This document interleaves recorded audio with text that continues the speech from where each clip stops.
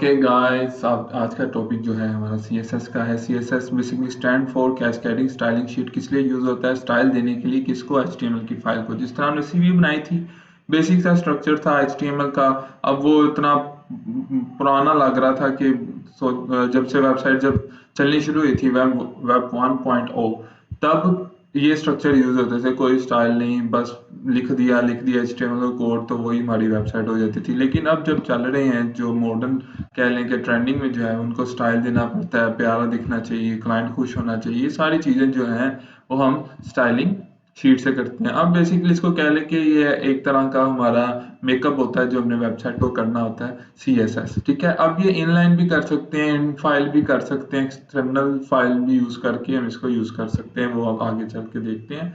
अभी क्या है, अभी मैं आपको इसका इंट्रोडक्शन दे देता हूँ। मैंने आपको बता दिया CSS stand for cascading styling sheet. अच्छा, किस लिए यूज होता है? स्टाइल देने के लिए एचटीएमएल को। अच्छा, ये भी ठीक है। अब आप समझें कि मैंने ना एक पेपर लिया। ठीक है, पेपर लिया। अब पेपर में मैंने सीधा सीधा बेसिक सी चीज लिख दी कि मोहम्मद रहमान। ठीक है, अपना नेम लिख दिया। ठीक है, अब सबको पता चल रहा है मेरा नाम लिखा हुआ, नाम लिखा हुआ, नाम लिखा हुआ, सबको पता चल रहा है। लेकिन अब मैं चाहता हूँ ये खूबसूरत भी दिखना चाहिए।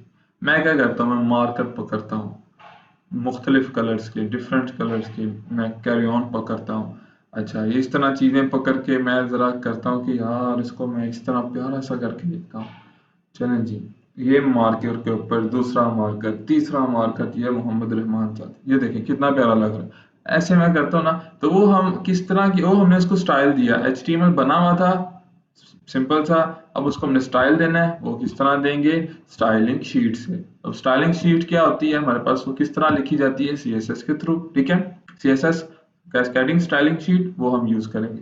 अच्छा, चलिए, ये हमें पता चल गया किस लिए यूज होता है कि हम एक्सटर्नल फाइल, इन फाइल और इनलाइन भी यूज कर सकते हैं, तीन तरीके से। अब जो है इसका सिंटैक्स क्या होता है? ठीक है, सबसे पहले तो ये पिक्चर देखें। ये एक पिक्चर है। सबसे पहले ये देखें आप।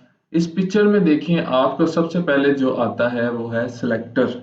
ठीक है, मतलब कि अब जब मेरे पास HTML की फाइल बनी हुई है, ठीक, उसमें एक मैंने कुछ चीज सिलेक्ट करनी है। मतलब कि मैंने सिलेक्ट करना है बॉडी को। सीएसएस को भी तो पता होना चाहिए ना कि मैं बॉडी को सिलेक्ट कर रहा हूं और उस बॉडी का कलर ब्लू होना चाहिए या उस बॉडी का कलर ब्लैक होना चाहिए। ठीक है, सेम इसी तरीके से मुझे सीएसएस को बताना पड़ेगा कि ये एलिमेंट है, या ये एलिमेंट की आईडी है, या ये एलिमेंट की क्लास है। ये वाली जिस भी आईडी की, मतलब ये वाला जिस भी एलिमेंट की क्लास है ना, मतलब कि मैं एक एलिमेंट लिखता हूँ। ठीक है, मैं एलिमेंट लिखता हूँ, उसकी क्लास लिख देता हूँ। क्लास क्या होता है और आईडी क्या होता है, ये मैं आपको इसी में बताता हूँ। क्लास में लिख देता हूँ कि क्लास फॉर्म। ठीक है, अब मुझे उस क्लास वाले जिस जिस एलिमेंट की क्लास फॉर्म है ना, उसको सिलेक्ट करना है। तो मैं क्या करूंगा, मैं सीधा यहाँ पे सिलेक्टेड की जगह फॉर्म लिख दूंगा। इसको सीएसएस को बताऊंगा कि जिस एलिमेंट की क्लास फॉर्म है उसको पकड़ लो और उसको ये वाली चीजें दे दो, ये वाले एट्रीब्यूट्स दे दो, ये वाली प्रॉपर्टीज दे दो, ये वाली स्टाइलिंग दे दो। ठीक है, सेम इसी तरीके से आईडी भी होती है। मैं हर एलिमेंट को मुख्तलिफ डिफरेंट जो है आईडीज जो है वो डिक्लेयर करवा देता हूँ, उनके नाम। मतलब कि अगर मैंने जिस तरह क्लास का नेम फॉर्म दिया किसी भी एलिमेंट को, उसी तरीके से मैं आईडी भी दे सकता हूँ, फॉर्म भी दे सकता हूँ। ठीक है, आईडी होगी ना, फॉर्म भी दे सकता हूँ। आईडी को मैं अपना नेम भी दे सकता हूँ। ठीक है, कि मैं बस मेरा मकसद ये है आईडी और क्लास देने का कि मैं सीएसएस को बता दूं, सीएसएस को बता दूं कि तुमने क्या करना है, ये वाली चीज को पकड़ना है, जिसकी आईडी ये है या जिसकी क्लास ये है, उसको ये वाली स्टाइल, ये वाला स्टाइल जो मैंने तुम्हारे अंदर डिक्लेयर किया हुआ है, ये वो स्टाइल उसको दे दो। ठीक, डन हो गया। ये इस तरह होता है। अब देखो, ये पहला तो है हमारा सिलेक्टर कि हमने उस पर्टिकुलर को एलिमेंट को सिलेक्ट करना है। ठीक है, अब वो आईडी के थ्रू भी कर सकते हैं, उसका नेम लिख के, एलिमेंट का नेम लिख के भी कर सकते हैं, उसकी क्लास का नेम लिख के भी कर सकते हैं। डन, चलो आगे चलते हैं। अब उसके बाद मुझे ये ब्रैकेट लगानी, कर्ली ब्रैकेट लगानी है। ठीक है, ओपन करना है। फिर उसके अंदर मुझे उसकी प्रॉपर्टी देनी है और प्रॉपर्टी के बाद मुझे कॉलम लगा के वैल्यूज देने, ठीक है, समझ आ गई। मतलब कि अब यहाँ पे कलर है, ये प्रॉपर्टी है, ठीक है, तो मैंने आगे उसकी वैल्यू भी डिक्लेयर करा दी कि ब्लू कलर होना चाहिए, H1 का जो है वो ब्लू कलर होना चाहिए। और फॉन्ट साइज उसमें प्रॉपर्टी है और उसकी वैल्यू भी डिक्लेयर करवा दी। अब ये देखिए इस तरह हमने डिक्लेयर करवानी है, ये खाली कलर और फॉन्ट साइज पे नहीं रुकेगा, ये आगे भी काम जाएगा। तो आपने परेशान नहीं है ना, मैं आपको इसका सिंपल हल बता दूंगा। बस आपको CSS देखने का, आज ही देख ली आपने ये वीडियो, बस आप CSS सीख गए। कैसी बात कर दी है रहमान साहब ने। ठीक है, आज ये वाली वीडियो आपने देख ली, आप CSS सीख गए, ठीक है। चलें जी, अब हम अपनी भी थोड़ी सी कोशिश करते हैं कि हम क्या कर सकते हैं CSS में। डन जी। अच्छा, सिलेक्टर्स क्या होते हैं बता दिया मैंने। अब किस किस किस्म के होते हैं सिलेक्टर्स, बेसिकली होते हैं 5 किस्म के, ठीक है। एक होते हैं सिंपल सिलेक्टर, जो कि मैंने आपको बता दिया कि नेम, एलिमेंट का नेम, आईडी एलिमेंट की, और क्लास एलिमेंट की, ठीक है।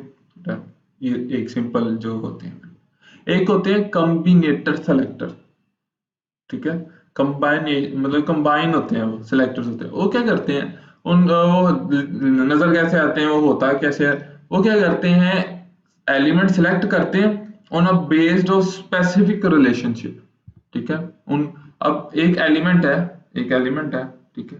अब वो दूसरे एलिमेंट को भी सिलेक्ट करेगा। वो कैसे सिलेक्ट करेगा, अगर तो उनके दरमियान एक स्पेशल स्पेशल रिलेशनशिप है, मतलब कि यहाँ तो वो एलिमेंट एक साथ आ रहे हैं, एक के नीचे दूसरा आ रहा है, इस तरह वो सिलेक्ट करेंगे, ठीक है। या एक के बाद एक के ऊपर जो है, मतलब कि ऊपर वाला जो है, समझ रहे हो ना, मतलब अगर एक साथ उनका कोई रिलेशन है तो वो कॉम्बिनेटर सिलेक्टर यूज होगा। डन। अब ये तीसरा क्या है, सूडो क्लास सिलेक्टर। अब इसमें क्या आता है, select element based on a certain state, ठीक है। मतलब कि वो एलिमेंट को सिलेक्ट करते हैं उसकी स्टेट को, मतलब कि अगर ये एक एलिमेंट है, एक एंकर टैग है, अगर तो वो विजिटेड है तो उसकी स्टेट है कि वो विजिटेड हो चुका है, उसका कलर चेंज हो जाए। अगर तो कोई एलिमेंट पे होवर है, उसकी स्टेट है कि वो होवर हो रहा है, उसका जब वो होवर हो तो उसकी सूडो क्लास जो होगी वो सिलेक्टर वो चेंज हो जाए। ये आगे जाके बताएंगे। ये बेसिक 3 होती हैं, 5 होती हैं टाइप्स। एक होगी हमारे पास simple selector, combinator selector, pseudo class selector और pseudo element selectors, attribute selectors, ठीक है, 5, ठीक है। ये दिमाग में बैठा लें, simple selector, combinator selector, pseudo class selector, pseudo element selectors और एट्रीब्यूट सिलेक्टर्स, ठीक है। दोबारा करते हैं, simple selector, combinator selector, pseudo class selector, pseudo element selector और लास्ट वाला हमारे पास जो है एट्रीब्यूट सिलेक्टर, ठीक है। नाम से पता चल जाएगा, लेकिन जब हम इसकी प्रैक्टिस करेंगे तब ज्यादा पता चल जाएगा। चलें जी, आगे चलते हैं। इसको हम बंद करते हैं और हम चलते हैं कि हम इसको प्रैक्टिस की तरफ लेके आते हैं। मैंने आपको बता दिया 3 टाइप्स होती हैं, external CSS, internal CSS, inline CSS, ठीक है। ठीक, गुड। अब आपको पता है कि एक्सटर्नल CSS क्या होती है, इंटरनल क्या होती है, इनलाइन क्या होती है। अब उसको जरा आगे लेके चलते हैं। मैं क्या करता हूँ, सबसे पहले मैं जाता हूँ वो iBatch2 वाले फोल्डर में जो हमने बनाया था, कि ताकि आपकी वहाँ पे जितना भी काम है वहाँ पे स्टोर हो जाए। मैं जाता हूँ iBatch2, iBatch2, iBatch2, iBatch2, where are you man, here we go। ये था हमारा HTML। चलें जी, मैं यहाँ पे लिखता हूँ CSS, एंटर किया, इसके अंदर गए। अंदर जाने के बाद मैं इस फोल्डर को ओपन करूंगा, किसमें, अपनी डायरेक्टरी में, ओह CMD में। कैसे ओपन करूंगा, ऊपर जो लोकेशन आ रही है उस पर क्लिक करूंगा, CMD लिखूंगा और ये मेरे पास ओपन हो जाता है CMD। अब मैं क्या करूंगा, मैं यहाँ पे लिखूंगा सिंपल, क्योंकि मुझे ये फाइल चाहिए, ये फोल्डर चाहिए कहाँ पे, अपने कोड एडिटर पे। मैं लिखूंगा CODE स्पेस डॉट। चलें जी, ये मेरे पास ओपन हो जाता है। किसमें ओपन हुआ, VS कोड में। कोड एडिटर जो हमारे पास होगा, अगर किसी का VS कोड नहीं है तो उसका दूसरा कोड एडिटर होगा, उसमें ओपन हो जाएगा। इसको मैं करता हूँ बंद। चलें जी, यस यस ऑफ कोर्स। अब मैं यहाँ पे न्यू फाइल क्रिएट करता हूँ HTML या इंडेक्स डॉट एच, ठीक है। चलो, अब मैंने आपको बताया था मैं क्या करता हूँ, मैं एक स्ट्रक्चर जो HTML का बेसिक HTML5 का बेसिक स्ट्रक्चर होता है वो पूरा यहाँ पे फिल करने के लिए क्या करता हूँ, Shift 1 एंड, ठीक है। यहाँ मैं लिखता हूँ CSS। चलें अब हम कुछ करके देखते हैं कि क्या होता है। सबसे पहले तो हम बॉडी को ही चेंज करते हैं, ताकि बॉडी का जो बॉडी हमारे पास, बॉडी मैंने बताया था, बॉडी वो होती है जहाँ पे हमारे पास सारा डाटा शो हो रहा होता है। जो भी हम करते हैं वो बॉडी के अंदर करते हैं, हेड वाला तो हमारे पास नहीं शो होता। अब मैं यहाँ आपको इंटरनल, इनलाइन और एक्सटर्नल जो CSS होते हैं वो बताता हूँ कैसे काम करते हैं। मैं बॉडी पे जाता हूँ, यहाँ पे लिखता हूँ स्टाइल। अब ये मैं क्या कर रहा हूँ, मैं इनलाइन CSS डिक्लेयर कर रहा हूँ। इनलाइन CSS किसका, बॉडी का। अगर मैंने बॉडी का इनलाइन CSS लिखना है तो मैं बॉडी के टैग के पहले एलिमेंट, जो ओपनिंग एलिमेंट है उसके अंदर लिखूंगा स्टाइल और आगे उसकी वैल्यूज लिख दूंगा। मैं यहाँ पे लिखता हूँ बैकग्राउंड। खुद ही बता देता है कि अच्छा आप बैकग्राउंड कलर चेंज करना चाहते हैं। जी हाँ बिल्कुल। कौन सा कलर करना चाहते हैं, चलें जी कुछ डार्क सा कलर करते हैं ताकि आपको नजर भी तो आए। इसको करता हूँ मैं सेव, जाता हूँ अपने ब्राउजर पर, इसको ओपन करता हूँ। ले लें जी, ये मेरे पास ओपन हो गया, ठीक है। ये देखें, ये हो गया ओपन, ठीक। अब इसका सारा जितना भी बैकग्राउंड था ये हमारे पास आ गया ब्लू, ठीक, क्योंकि हमने वहां पे ब्लू किया हुआ था। अब मैं क्या चाहता हूं, मैं चाहता हूं बॉडी के अंदर एक H1 का टैग हो जिसके अंदर लिखा हो हेलो वर्ल्ड। हाँ बस इतना बड़ा है। तो मैं इसको देखता हूँ कि ये क्या किस तरह आ रहा है हमारे पास, शो कैसे हो रहा है। रिफ्रेश करता हूँ, ये हमारे पास इस तरह ब्लैक में शो हो रहा है। अब मुझे ये ब्लैक में अच्छा नहीं लग रहा, मैं चाह रहा हूँ कि इसका वाइट कलर हो जाए, ठीक है। मैं क्या करता हूँ, मैं H1 का जो ओपनिंग टैग है उसके अंदर लिखता हूँ स्टाइल और इसका मैं कलर लिखता हूँ, कौन सा कलर, व्हाइट भी कर सकते हैं। चलो जी रिफ्रेश करता हूँ मैं, लो, ठीक है। वाइट कलर हो गया, जोरे कलर हो गया, जो भी इस कलर का नेम था वो यहाँ पे हमारे पास। अब आपको हम सिंपल सी ट्रिक बताना जा रहे हैं जिससे आप करके बहुत ही जल्दी CSS में काम कर सकते हैं। बड़ी इजी ट्रिक है, कोई कोई बताएगा कोई नहीं बताएगा, मर्जी है उनकी, नहीं बनाने वाले। जितना कम अपने सीक्रेट रखने का कोई फायदा नहीं है, समझ रहे हो। हाँ जी, आपके नॉलेज का फायदा ही तब होता है जब आप उसको आगे फैलाते हो। डन।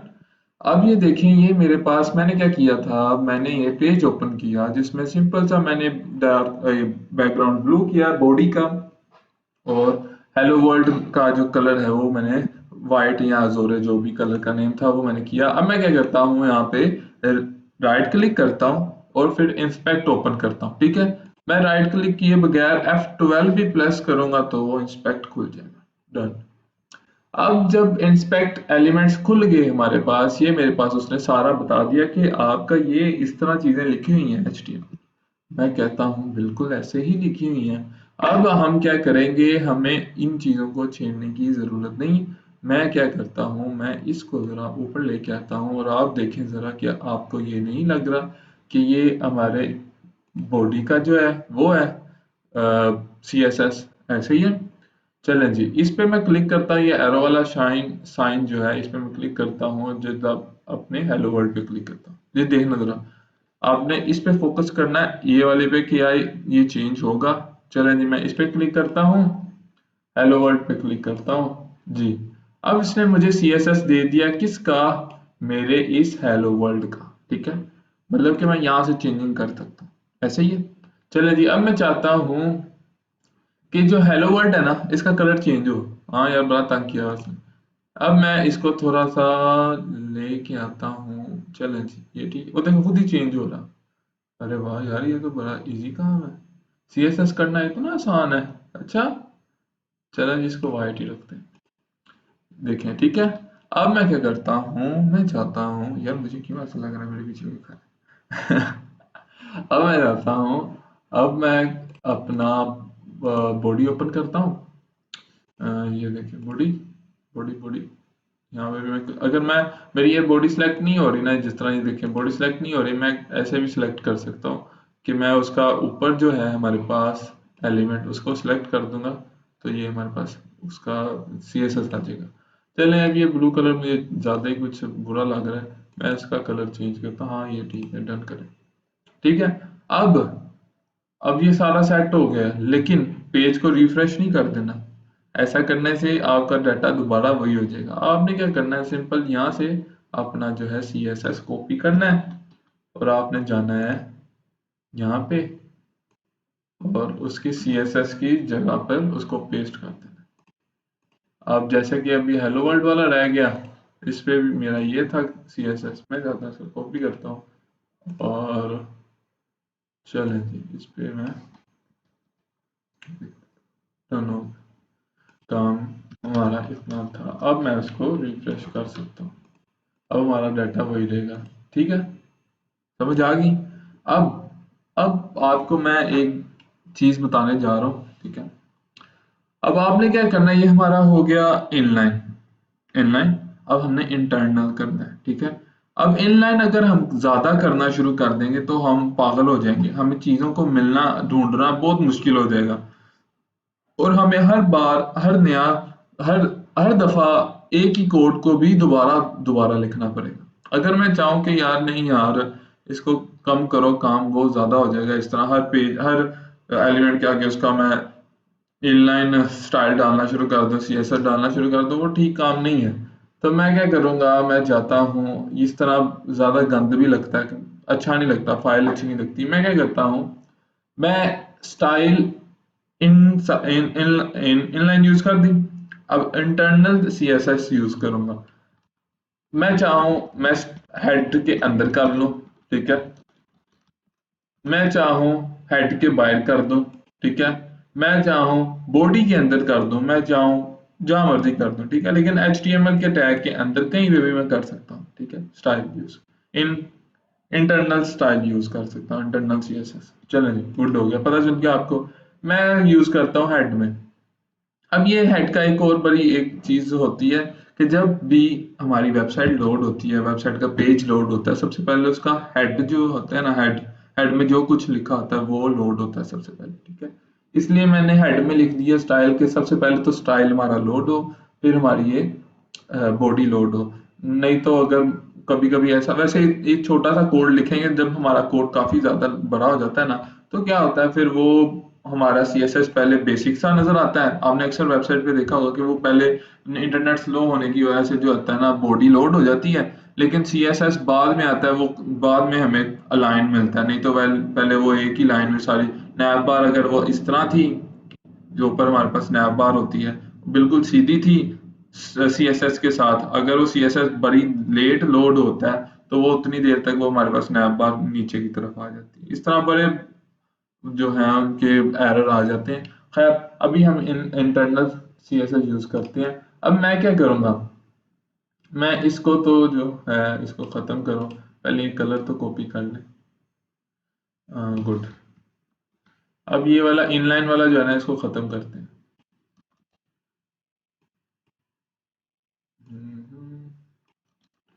सेव, पेज दिखाता हूँ कि ये देखो, ठीक है, खाली हो गया।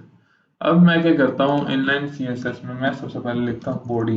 ये मैं बॉडी क्या लिखा, सिलेक्टर लिखा, तो उसने खुद ही कह दिया बॉडी, मैं कहता हूँ जी। अब आगे मैं कर्ली ब्रैकेट्स लगाऊंगा, इसके अंदर डिक्लेयर करूंगा उसके जो भी CSS मतलब स्टाइल है वो डिक्लेयर करूंगा। अब डिक्लेरेशन कैसे होगी, सबसे पहले तो प्रॉपर्टी, फिर कॉलन, फिर उसकी वैल्यू, फिर उसके बाद सेमीकोलन, ताकि वो एक लाइन में कवर हो जाए। अब देखें जरा, मैं लिखता हूँ बैकग्राउंड, खुद ही बता दिया जी, बिल्कुल बैकग्राउंड का कलर मैंने कोई किया था, पेस्ट कर दिया, सेमीकोलन एक। अब नीचे आ जाता हूँ, बस ठीक है। अब मैं क्या करता हूँ, बॉडी की बाहर जाता हूँ, बॉडी की जो कर्ली ब्रैकेट्स थी उसके बाहर जाके अब मैंने H1 को टारगेट करना है। उसको सिलेक्ट करने के लिए मैं क्या करूंगा, उसका सिलेक्टर लगाऊंगा, उसका नेम लिख दूंगा H1। चलिए, ठीक है। अब मैं यहाँ पे H1 लिखने के बाद उसका कलर जो है मैं उसको कह देता हूँ कलर वाइट रखो, सेव, लेट्स गो, मैं चेक करते हैं कि क्या बना हमारी वेबसाइट का। ठीक है, होगी वो चीज। अब मैं चाहता हूं कि ये बॉडी हमने यहाँ पे, अगर मैं मुझे चाहिए H1 एक और, ठीक है, और इसके अंदर लिखा हो आई एम फुल स्टैक, चलो यार आई एम ह्यूमन लिख देते हैं, अपने आप की खुद ही तारीफ करनी है, फायदा नहीं। अच्छा, अब ये देखिए, मैं सेव करता हूँ, मैं जाता हूँ अपने पेज पे, रिफ्रेश करता हूँ, ये दोनों वाइट हो गए हैं। लेकिन मैं चाहता हूँ कि ये वाला आई एम ह्यूमन जो है इसका कलर कुछ और हो। ठीक है, उसके लिए मुझे क्या करना पड़ेगा, इसमें ये था कि H1 के जितने भी एलिमेंट्स है ना उनका कलर व्हाइट कर दो, इसलिए वो हमें जितने भी H1 के हम टैग एलिमेंट लगाएंगे उन सब का कलर जो है व्हाइट आएगा। लेकिन मैं चाहता हूँ ये दूसरे वाला एलिमेंट जो है, ये आई एम ह्यूमन वाला जो हमने लिखा है इसका कलर चेंज हो। मैं क्या करूंगा, मैं H1 को खत्म करता हूं, मैं ऊपर वाले H1 को एक आईडी देता हूं, आईडी एंटर H1। ठीक है, H1, और ये मैं यहाँ पे इसको H1 का भी H साथ वन के, मतलब ये H1 का जो पहला वाला है ये हमारा है, और आईडी दूसरी का दे देता हूँ कि H1। तो आप कुछ भी लिख सकते हैं, अपना नाम भी लिख सकते हैं, अपने फ्रेंड के नाम भी लिख सकते हैं।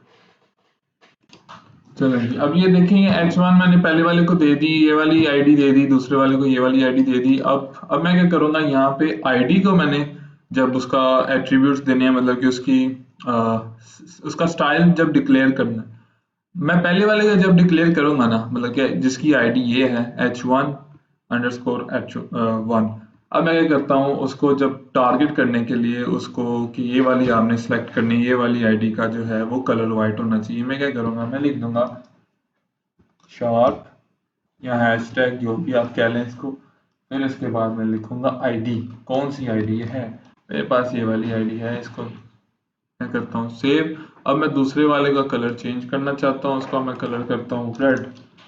ठीक है, इस ऊपर वाले को मैंने कॉपी किया और यहाँ से सिर्फ मैंने इसको 1 का 2 कर दिया और कलर का रेड कर दिया। चलें, इसको करता हूँ मैं सेव। अब जाता हूँ अपने पेज पे, जाके देखता हूँ क्या बना है हमारे पेज का। ठीक है, ऊपर वाले का मेरा वाइट ही था, नीचे वाले पे रेड कलर हो गया। अब यहाँ पे आपको समझ आ गई कि हमने आईडी किस तरह कॉल करवानी है, आईडी को सिलेक्ट किस तरह करवाना है सीएसएस में। डन। अब हम आईडी की जगह क्या करते हैं, हम क्लास यूज कर लेते हैं। ठीक है, मैं आईडी को खत्म करता हूँ, यहाँ से किया खत्म आईडी को। अब मैं करता हूँ क्लास। ठीक है, अब मैं क्लास का भी कुछ भी नाम लिख सकता हूँ, मैं यहाँ पे चले ये कर देता हूँ। आप ये भी रहने देंगे, कोई इशू नहीं है, मतलब कि सिर्फ आईडी की जगह हम क्लास लिख देंगे और यहाँ पे सिर्फ हमें चेंजिंग करनी पड़ जाएगी। सिर्फ वो कौन सी चेंज है मैं आपको बताता हूँ। अभी अभी मैंने ये लिखा H1 और F फर्स्ट। ठीक है, अब यहाँ पे मैं क्या करूँगा, मैंने ये हमारे पास पहले से स्टाइल लिखा होता है, उसको छेड़ने की जरूरत नहीं है। मैं यहाँ पे लिखूंगा डॉट, ठीक, H1F। डन हो गया। मतलब कि जब हमने क्लास को सिलेक्ट करवाना है तो हमें हैशटैग नहीं, डॉट यूज करना है। ठीक है, डॉट यूज करना है और क्लास का नेम लिख देना है। लेकिन जब हमें आईडी को कॉल करवाना है तो क्या करना है, हमें हैशटैग कह लें या शार्प कह लें वो यूज करना है और आगे आईडी का नेम लिख देना है। चलें जी, अब चेक करते हैं क्या बना हमारे पेज का। पेज तो सेम ही है, समझ आ गई, इस तरह काम करना है। अब ये सारे मैंने आपको सिलेक्टर बता दिए, अब आगे जितने भी आते जाएंगे वो साथ साथ मैं आपको कंप्लीट करवाता जाऊंगा। अच्छा, अब ये हमारा हो गया इनलाइन सीएसएस इस तरह। ठीक, इनलाइन हो गया था, सॉरी, ये हो गया इंटरनल सीएसएस। अब हम करते हैं एक्सटर्नल सीएसएस। एक्सटर्नल सीएसएस क्या होगा, मैं यहाँ तो इसी के नीचे फाइल बना दूंगा, किसकी, मैं लिख दूंगा कुछ भी नाम दे के लिख दूंगा, स्टाइल डॉट सीएसएस ही लिख देता हूँ, सेव करता हूँ। अब जो मैंने यहाँ भी चीजें लिखी हैं इन फाइल, मतलब फाइल के अंदर जो मैंने चीजें लिखी हैं उसको मैं करता हूँ कट और यहाँ पे स्टाइल के अंदर वही चीजें लिख देता हूँ। ठीक है, अब यहाँ पे मुझे वो स्टाइल लिखने की जरूरत नहीं है, जो मैंने ये स्टाइल वाले एलिमेंट्स लगाए हैं ना, ये लिखने की जरूरत नहीं है, इसको मैं यहाँ पे भी खत्म कर देता हूँ। और फाइल जब सीएसएस की फाइल बन गई उसके अंदर हमने हमने वो नहीं लिखने। ठीक है, हमें सिर्फ एचटीएमएल में जब इंटरनल सीएसएस यूज कर रहे होंगे तब ही हमें वो लिखने पड़ेंगे। चलिए जी, अब मैं इसको करता हूँ सेव, पेज को जाके रिफ्रेश करता हूँ, क्या बना, ये क्या, बताओ ये क्या। हमें ये जो index dot H T M L है, इसको बताना भी तो है कि ये वाली स्टाइल कहाँ पे पड़े हुए हैं, कौन सा स्टाइल उठाओ, ये चीजें सारी इसको बतानी भी तो है ना कि हमने ये स्टाइल डिक्लेयर किए हुए हैं सारे, आप यहाँ से जाके उठा लो। मैं उसके दिमाग में डालता हूँ, हेड में डालता हूँ कि भाईजान ये मैं आपको लिंक दे रहा हूँ, मैं सिर्फ LINK लिखूंगा और वो मुझे नीचे बता देगा कि आप कौन सा लिंक डालना चाह रहे हो। लिंक CSS का डालना चाह रहे हैं, CSS पे जाके एंटर करता हूँ और ये style dot C S S by default आता है, ठीक है। अगर तो मेरा यहाँ पे style dot C S S नहीं है, मैं मेरा नाम कुछ और लिखा हुआ है, फाइल का नेम, CSS की फाइल का नेम मतलब कि जी लिख देते हैं। मैं इसको करता हूँ यहाँ पे जी को सेव, और यहाँ पे मैंने सिर्फ इतना काम करना है कि मैंने सिर्फ इसको कर देना है जी। अब इसको मैं, इसने खुद ही बता दिया ये वाली फाइल, में कहता हूँ यहाँ जी यही चाहिए, सेव करता हूँ, मैं जाता हूँ अपने पेज पे, चलें जी रिफ्रेश करके देखते हैं। ठीक, समझ आ गई, ये थी हमारी एक्सटर्नल CSS। अब यहाँ पे कचरा ना फैल जाए हमारे पास फाइल्स का, इसको हम समेटेंगे, कैसे समेटेंगे, हम पहले इसका फोल्डर बनाएंगे जिसका नाम रखेंगे एसेट्स, ठीक है, एसेट्स।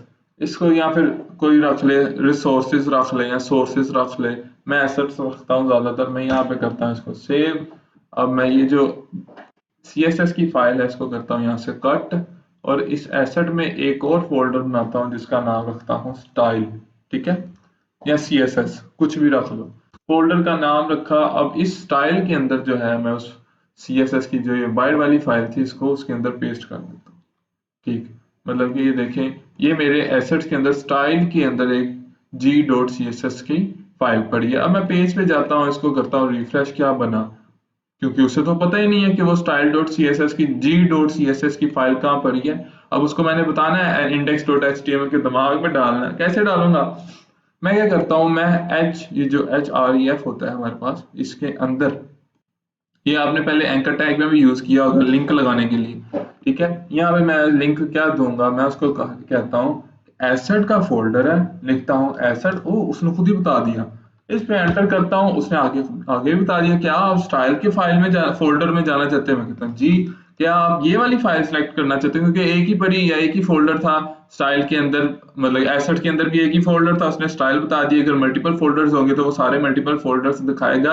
अभी हमारे पास स्टाइल एक ही पड़ा हुआ था तो हमने वो सिलेक्ट कर लिया, फाइल स्टाइल के अंदर फाइल भी एक ही पड़ी है g.css, तो उसने हमें शो करवा दिया, अगर मल्टीपल होंगी तो मल्टीपल शो करवाएगा, हमने उनमें से सिलेक्ट करनी होंगी। अब मैं g.css को ही सिलेक्ट कर लेता हूँ क्योंकि एक ही फाइल है उसी में डिक्लेयर है, मैं करता हूँ इसको सेव, जाता हूँ अपने पेज पे, करता हूँ रिफ्रेश जी, ठीक है।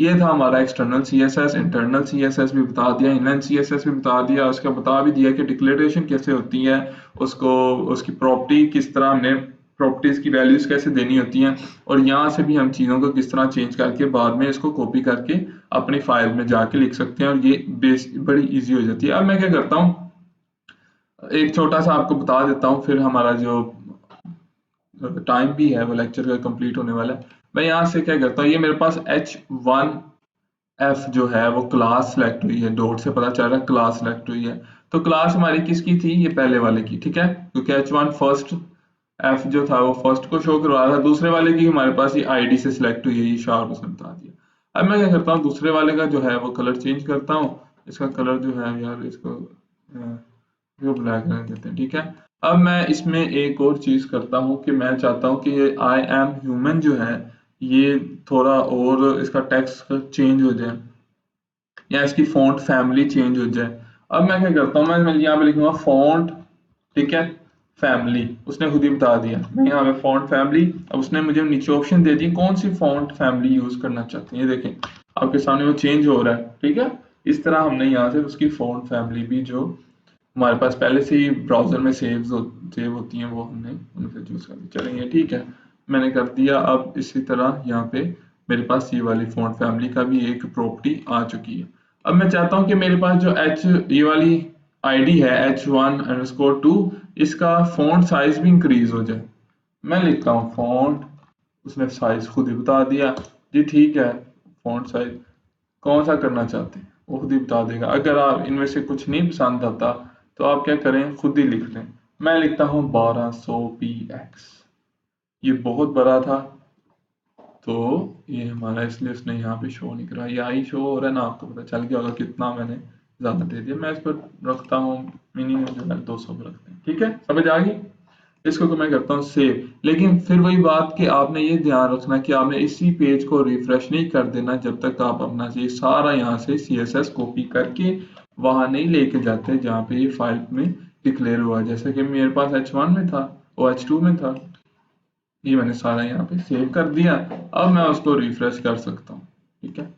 अब मेरे पास वही शो होगा, नहीं तो वो हमारे पास बाय डिफॉल्ट जो पीछे वैल्यूज थी वही रह जाएंगी। खैर, इस तरह आप यहाँ से भी अपनी CSS कर सकते हो। इसमें खुद ही बता देता है क्रोम, ये डेवलपर मोड आपका ऑन होगा तो ये आपको खुद ही बता देगा कि आप ये वाला टैग यूज करना चाहते हो। जिस तरह हमारे पास VS कोड में बता रहा है कि ये वाला टैग यूज करना चाहते हो, ये वाला टैग यूज करना चाहते हो, ये करना चाहते हो, वो करना चाहते हो, खुद ही बताता जाएगा।